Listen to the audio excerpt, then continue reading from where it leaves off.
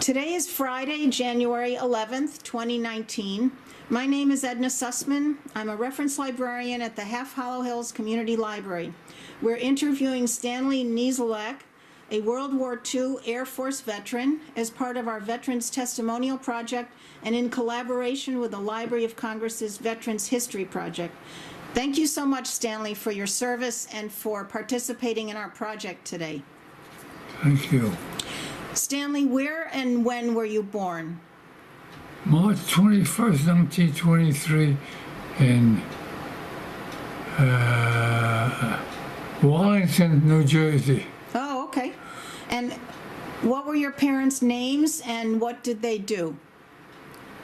Well, my parents were John, my father, Mary, my mother, and they were common people. What were their occupations? What did Laborers. What did your dad? My mother worked as a housekeeper, Okay. and my father worked at a silk company. Silk? Yeah. Factory, silk factory. Okay. Manufacturing silk. Silk. Okay. So did you have any? Do you have any siblings, brothers or sisters? I have a brother, And what? Benjamin Niedzialek. Okay. He's deceased. Oh, I'm sorry. And did he serve in the service also? He served in the Navy. Oh, the same time as In you the South Pacific. during World War II? Yes. Yeah. So, Stanley, what were you doing before you entered the service? Let me see. I just got out of school in 1938, 39. Was that high school? It was at high school. Okay. And the war broke out in 1941, and my brother got me a job with Spirit Gyroscope, Oh, manufacturing airplane parts. airplane parts. Okay. So, in which branch did you serve? I was drafted in the medics and assigned to a general hospital. Wait, that was in the Air Force? No, in the Air Force. Okay. But being a kid of 20 years old, I couldn't stand it, so I took the exam to be transferred to the Air Force as a pilot, but I didn't make out as a pilot, so they signed me as a gunner. Gunner. And what? I ended up as a tail gunner in the B-24 What year was that? 41? in 43. 43. So what did you do between high school and when you were drafted? I work at a... Oh, you worked in the... I don't remember. Okay, no problem. So what happened when you departed for training, basic training camp? What was that like? Where did you leave from and where did you go?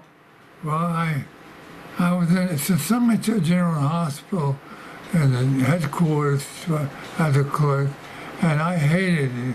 But I just watched the other fellows go out and have fun training and whatnot, and I was stuck in the hospital. So I took the exam to the Air Corps, and I didn't make the Air Corps part, so they signed me as a gunner. Okay, but before that though, you went to basic training somewhere. The basic training. Where was that? Shepherd Fields, Texas, as a gunner. Okay. How long a training was that? How long did the training take? Yeah, 6 weeks maybe. How was that? It was exciting to be a clerk one day and assigned to an active combat unit the next day. Wow. So and being a man of 20 years old, I was gun-ho. You weren't afraid. No, there's no such thing as being afraid. Really? They tell you something, you do it, and that's all. It's like, You were 20 years old? 20 years old. So what were your early days of training like? What did you learn? How to shoot a gun, period. Really? Do you remember your instructors at all? No. No, man. So that was like specialized training, right? Being a gunner. Yeah, well, if you're assigned to as a crew instrument, you had to shoot the gun. From the plane? Yeah, you not to fire, just how to shoot, period. Oh, I see. Learn how to shoot the gun. Yeah.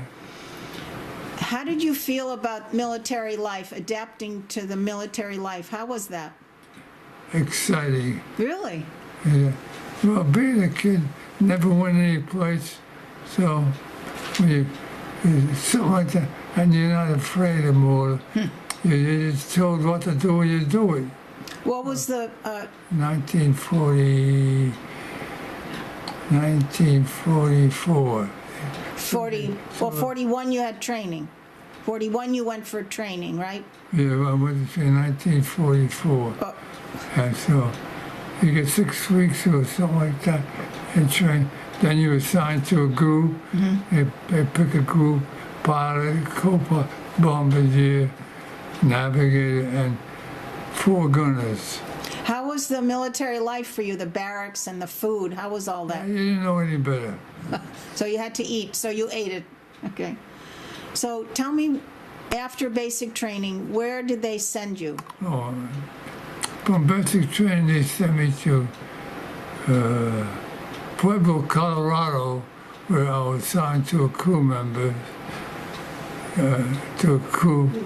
And I was trained as a top turret, but since they have 2 top turret gunners assigned to the crew, they made me a tail gunner. So what are those duties?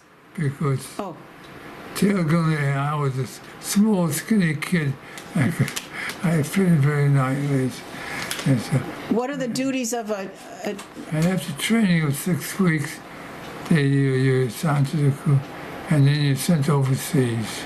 so what are the duties of that position? What did you have to do? Learn how to shoot a gun, take care of a gun, maintenance and whatnot. Okay. Just be there, that's all. You remember how long were you in Colorado? Oh, about 6 weeks, Okay. yeah. And then where were you sent? Then I went to, they shipped me by boat with the crew, with the rest of my crew, to a little town in Italy, Cerignola, outside of Naples, and wait for my turn in to go on a mission, and that was it. How were you on in a combat zone there, Oh or? yeah, I was outside Naples, Okay.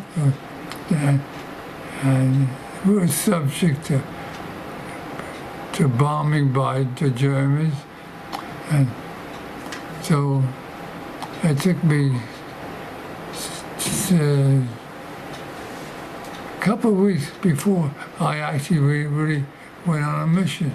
And each time we were assigned to a mission, we were grounded because of cold weather. Oh, wow. So finally, you want me to tell the story? Yes, So absolutely. finally we were assigned to a mission, and we took off. And one of my, In a plane? and if we took off when we were assigned to bomb Munich. So we were assigned, and one of my friends in the camp came and wished me good luck. It's nice knowing you. So I told him, don't worry, I'll be back. So we went out on a mission. And where was the mission going to? What was the purpose, and where were you going? We were going to bomb Munich. I don't remember what in particular. So Oh, you were in the plane. it was, so on the way over in a plane, we took off, and he says, and you're allowed to test your guns on the way over, because you don't want to go over a mission without inoperable guns. So And on the way over to the mission for going to Umic,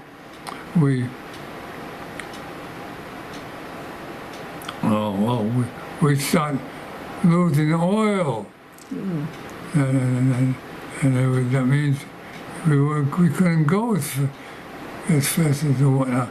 And we had a choice of going for the mission, don't go for the mission, or turn back. Well, say we had no opportunity to turn back, but we were so close to the mission, the pilot decided to bomb Munich. So. Even though you were losing oil? Yeah. So were you able to carry that out? So. You were able to finish the mission? Yeah, so we dropped our bombs as close to Munich as possible in Germany, and then started to go back, but we couldn't because we were losing oil. We had to go to friendly meet. To where? To friendly allies around. And at that time, we were in France. So the pilot decided to go to France, but we didn't last. We doubt we could last that long. So then we tried to head for France, and then see what happens. So on the way over, we passed a small town over the Alps, and I was never more scared more than in my life. Why? Because they started shooting at us from the ground. I had 3 close shots at me in the tail, and brother, I was scared to my teeth. So then we got out of that area, and we started flying more, and this is in the Alps. So there's no place to land in the Alps. So. But so the plane got hit by fire? No, it didn't get hit, but no, they were bad shots. So the pilot said, next town I hit, if nothing happens, bail out. So we another 20 minutes, and we bailed out. We hit another town. We don't know where that town was. Was it in France? But we didn't know. Oh. That's the part. So we got to go anyhow. So we hit another town. Nothing happened. Nobody was shooting at us. So we came back and we started bailing out. He said, and I was the first one to bail out because this was our first mission for us, and all of us didn't know what to do, supposedly, but we managed. And so when I got out of the tail, and I looked around, nobody's doing anything. Everybody's, I guess, was a little afraid to see what happens.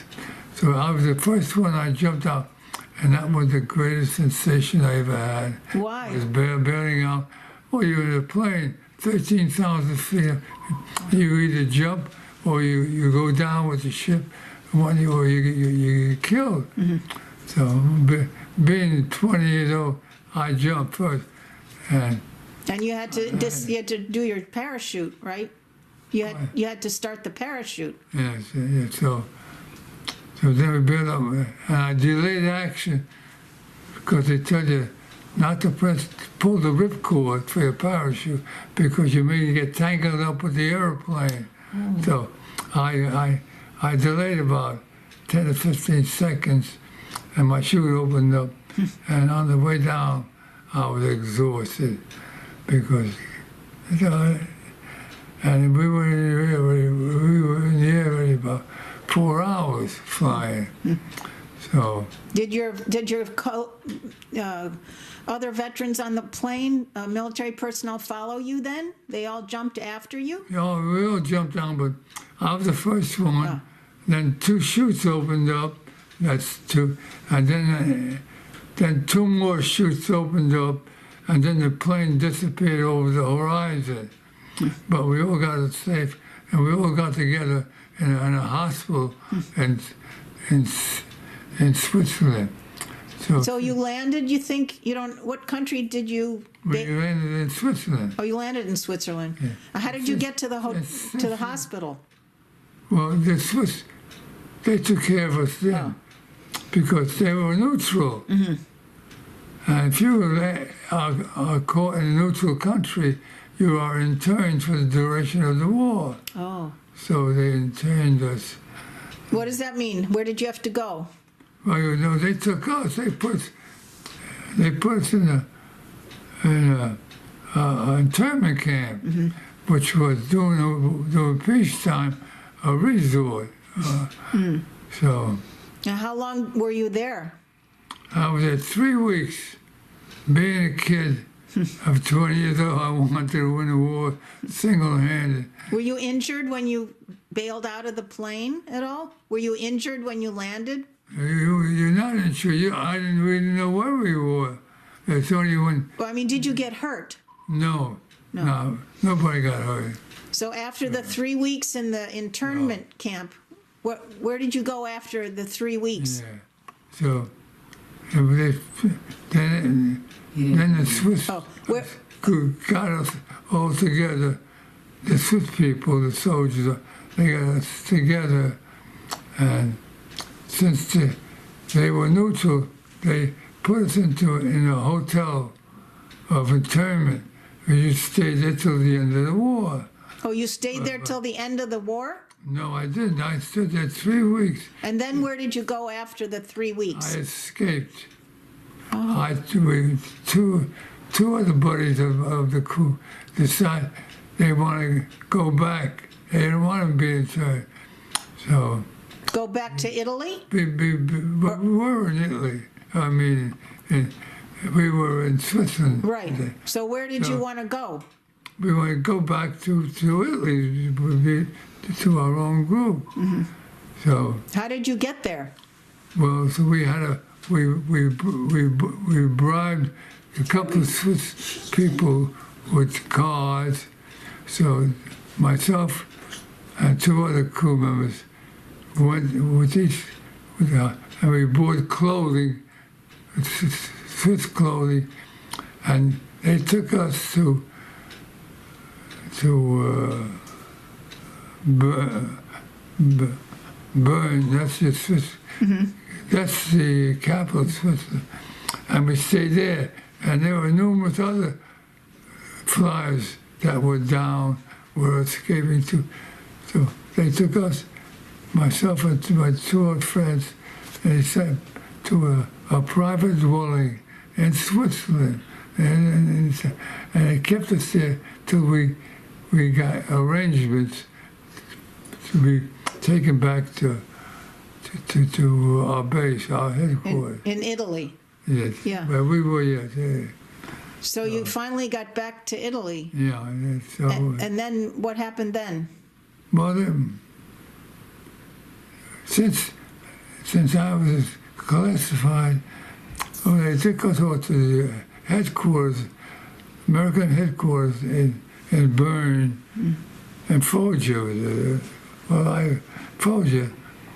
And since I was classified as a PW, escaping from internment, they sent me back to the States, and I couldn't fight anymore. Oh. Yeah, so. Wait, so did you stay you stayed in the Air Force, but you just were sent back to the States? Yeah. So, and I tell you, it's quite an experience for a young kid that didn't go anyplace growing up. Well, how long were you in Europe for your service? How long were you in Europe? It was all a year. A year. A year. Mm-hmm. Yeah. And then so you. Then they signed me to an air base in Boca Raton. So I stayed there till the duration of the war, and when the war ended, they sent me home. Since I was as class as a PW. POW? I got special privileges, and they discharged me early. Oh, that's great. Yeah. So what did you do in Florida on the base?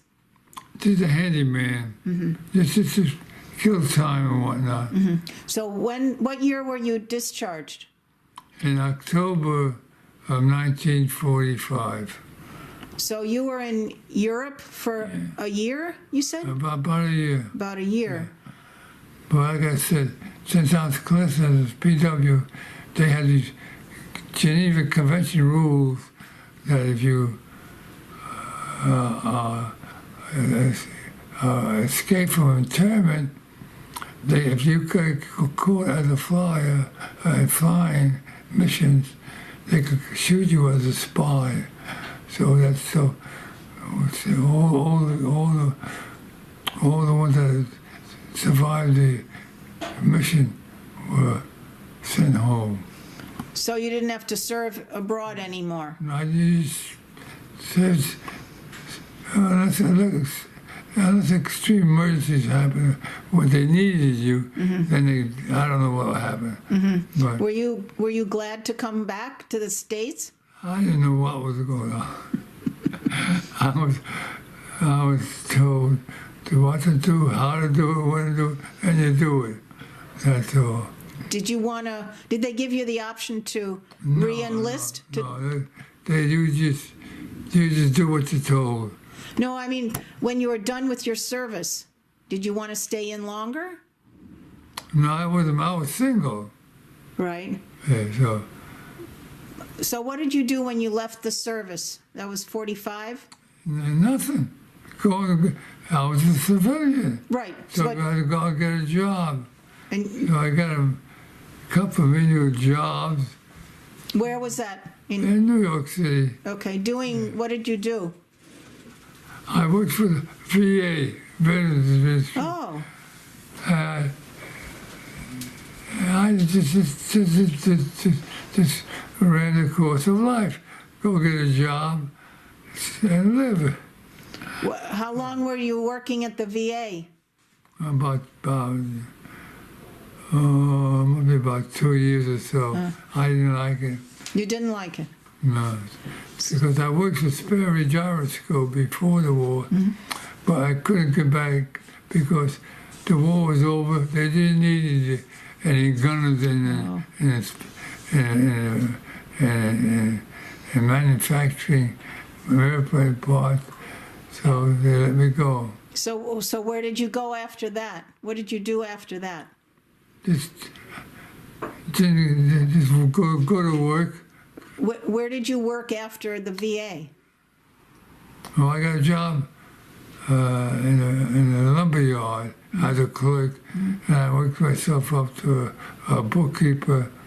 Then I got married, had kids, bought a house, and here I am, Well, 50 years later. we're glad you're here. Is there anything else about your time in Europe that you can remember that you'd like to tell us? Yeah. Oh, I neglected. When I bailed out over Switzerland, I landed, and there was a Swiss guard with a gun on me, that I'm a prisoner. And there were two women that come from the village off the road. They were talking in Polish. Polish? Since I'm a Polish national by birth, I'm a Polish, I understood them. And You did understand them? And when growing up, we spoke all Polish at home. Oh, really? Because my parents never learned English. So, So what happened when you landed and there was... So when they found out I was a Polish soldier, the women that come off the boat, they hugged me, they kissed me, and everything Nice. else. They were friendly or they were... Friendly. Yeah. They were also interned because they left their country for freedom, and they ended up in Switzerland. Okay. So how long did you didn't stay with them, right? They were... No, they were civilians interned in Switzerland. Me, I was a soldier interned, so I had, Did you keep in touch with them at all when you left? Just a casual meeting And that's why I never saw them again. Mm-hmm. Right. Yeah. Oh, it's quite an experience. So what happened after that? Well, I got married, had a couple of kids, bought a house. I mean, in Europe when you were during the war, what else transpired during your year there of service? I don't understand. What else happened to you when you served in Europe? Did you get injured at all? Were you hurt? No, fortunately. Fortunately, good. No. So you were in Italy, basically in Italy for the whole time? Oh, only one of the crew members, when he bailed out, he didn't want to because he experienced bailing out in California in training, but he did bail out. He was all right. He lived in Jersey. Did you ever have to do that again? No. Bail out of a plane? No? No, well, I was finished with combat life. Oh, once you were out of the It POW. was 1945. Yeah. Yeah, still at war. The war didn't end in June of 1945. Right. So- When you were in Italy serving, where did you live on the base? Was barracks or what? Yeah. What was that like? I'm a regular soldier, just that. Well, there weren't that many of us that escaped from internment in Switzerland to come to the United States. So they just put you in numerous bases around the country just to make you active and we'll see what happens at the war. So you got out of the internment camp. You had already been in Italy a while, right? Yeah. Oh, yeah. But So during that time, what did you do? nothing. Oh.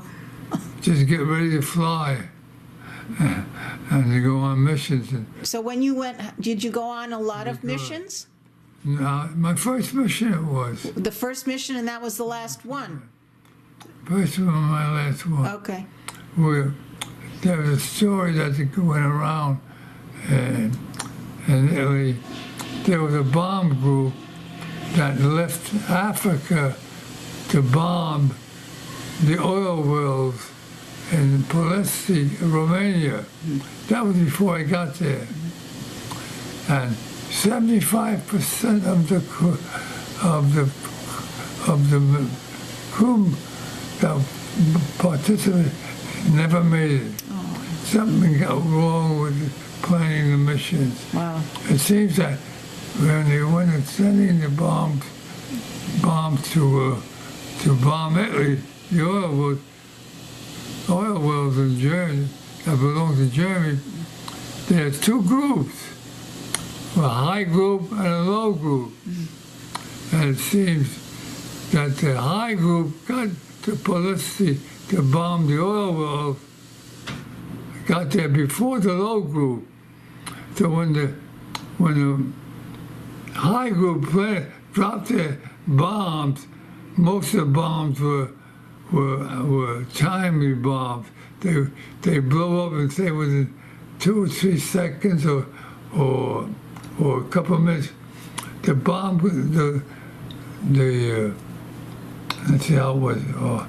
The high group coming first were dropping their bombs, and then the low group coming were dropping more bombs. They got tangled up. So our bombs were exploding and even knocking down our own planes. Oh, wow. So that was a mess. It's a mess. The worst, just a big blunder.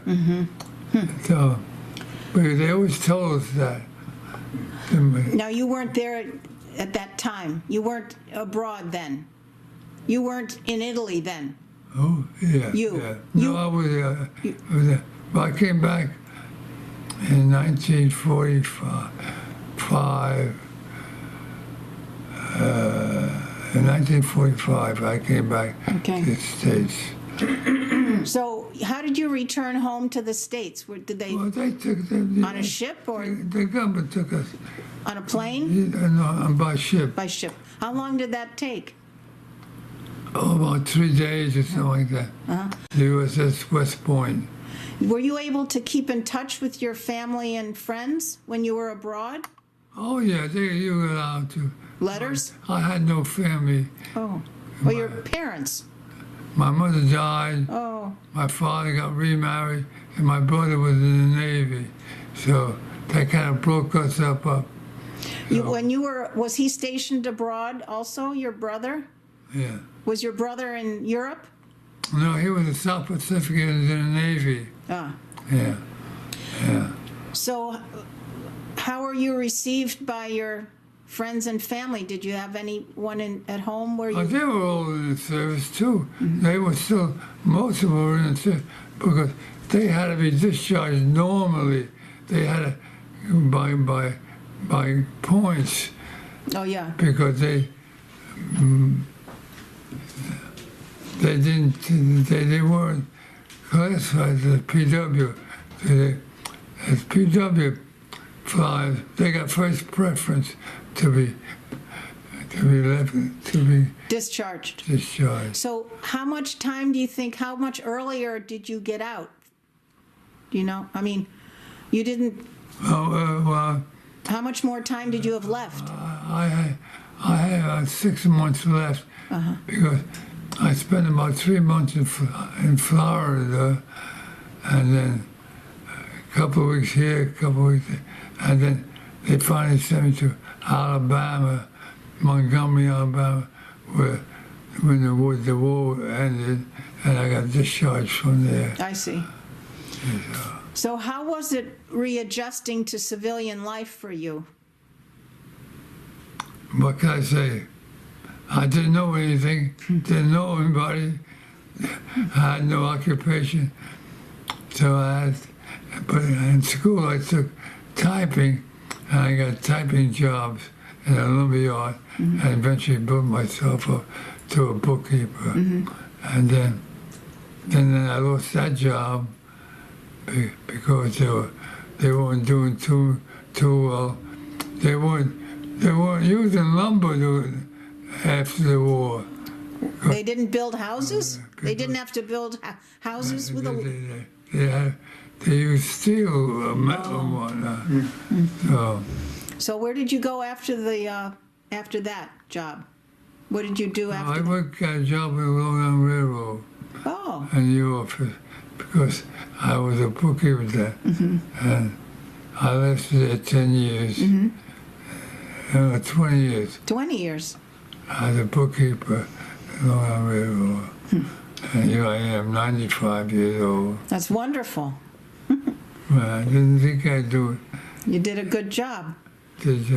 I feel miserable. I'm sorry. I just don't feel right. But were you a member of any veterans organizations? No. What do you think are some life lessons that you learned from the military? You do what you're told.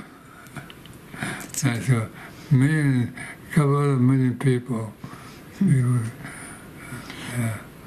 I had a friend of mine he was in the Air Corps too, and he was coming back from a mission to Germany. He bailed out. His plane was crippled. His chute never opened up. And he died a miserable death like that. Oh, that's awful.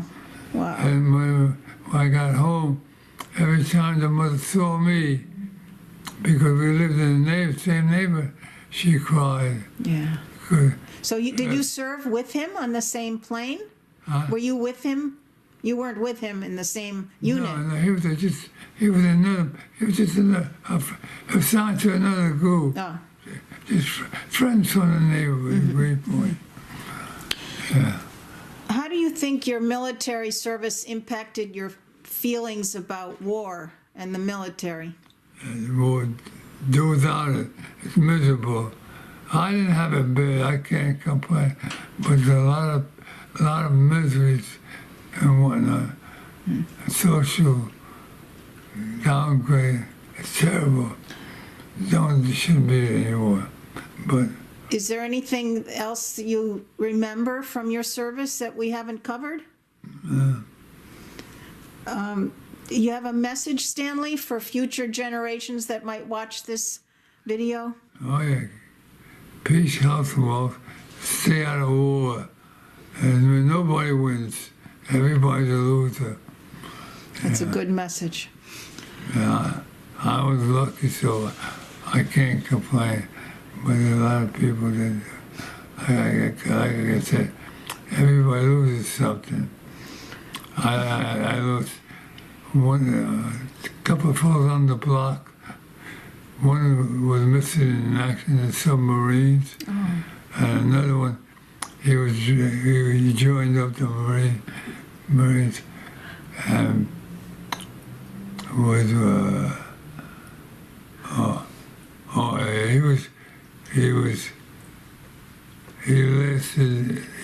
he joined the Marines. He got lost in action. And This was a friend of yours from the neighborhood? Yeah. From your neighborhood? yeah, from the block. From the block. Another buddy of mine, he couldn't go to the service because his brother was serving. He was too young. He couldn't go. He had to stay home and take care of it. He went into the Korean campaign, and he got missed.